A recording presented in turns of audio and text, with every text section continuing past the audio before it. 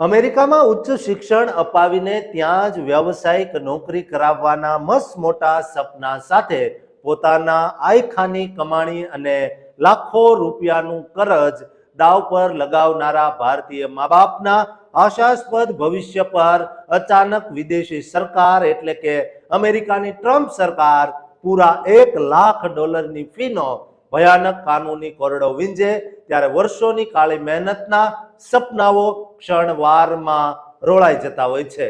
દોસ્તો, લાચાર અને અસહાય પરિવારોના કાળજા પર કેટલું દુઃખ થતું હશે.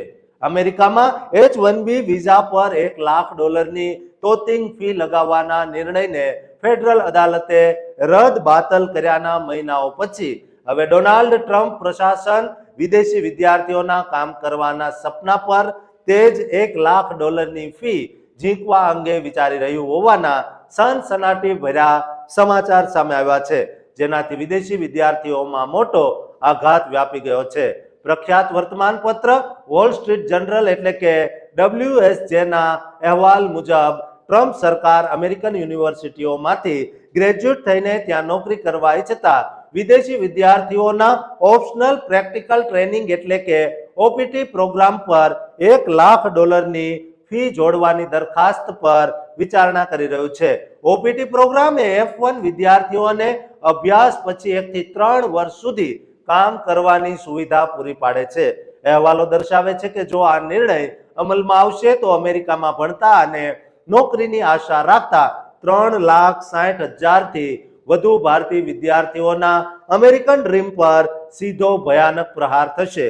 WSJના આંકડા મુજબ વર્ષ 2024માં અમેરિકામાં 4,19,000 વિદ્યાર્થીઓ OPT પ્રોગ્રામ હેઠળ કામ કરી રહ્યા હતા. અગાઉ ટ્રમ્પ સરકારે H-1B વર્ક વિઝા માટે ફી વધારીને $1,00,000 કરી દીધી હતી, જેનાથી સિલિકોન વેલીમાં મોટો ખળભળાટ મચી ગયો હતો.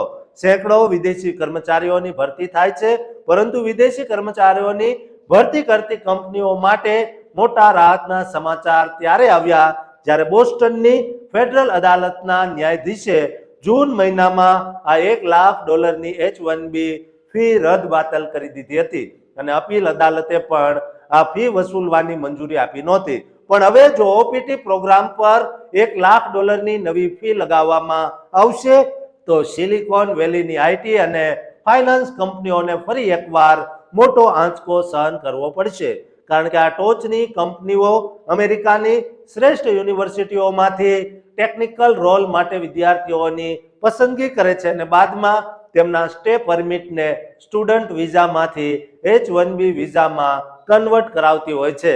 સાથોસાથ વિદેશી વિદ્યાર્થીઓની ફી પર નિર્ભર રહેતી અમેરિકન યુનિવર્સિટીઓને પણ ભારે આર્થિક નુકસાન વેઠવાનો વારો આવશે.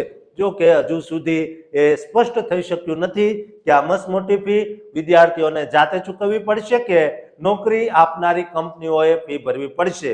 અસલમાં ટ્રમ્પ સરકાર અગાઉ H-1B વિઝા સાથે જે કરવા માંગતી હતી તેને OPT દ્વારા સિદ્ધ કરવાનો નવો માર્ગ અપનાવાઈ રહ્યો છે, પણ હાલ આ પ્રસ્તાવ માત્ર વિચારણા હેઠળ છે અને કોઈ આખરી નિર્ણય લેવાયો નથી. આ મામલે હોમલેન્ડ સિક્યુરિટી વિભાગ એટલે કે DHSના પ્રવક્તાએ જણાવ્યું કે જાહેરાત ન થાય ત્યાં સુધી કોઈ પણ નીતિને ગણવી ન જોઈએ અને DHSના પોતાના ઇમિગ્રેશન સિસ્ટમની સુરક્ષા માટે તમામ સાધનોનો ઉપયોગ કરવા ચર્ચા કરાઈ રહી છે. તાજેતરમાં જ US દ્વારા વિદ્યાર્થી વિઝા નીતિ અપડેટ કરીને OPT મેળવવા માટે વિઝા એક્સટેન્શન લેવું ફરજિયાત બનાવાયું છે. ત્યારે દોસ્તો, અમેરિકામાં ભણતા આપણા લાખો વિદ્યાર્થીઓના ભવિષ્ય લઈને આ એક મોટો પ્રશ્ન ઊભો થયો છે. માટે આ વિડીયો તમામ ગુજરાતીઓને શેર કરજો અને આ ચેનલને સબસ્ક્રાઇબ કરવાનું ચૂકતા નહીં.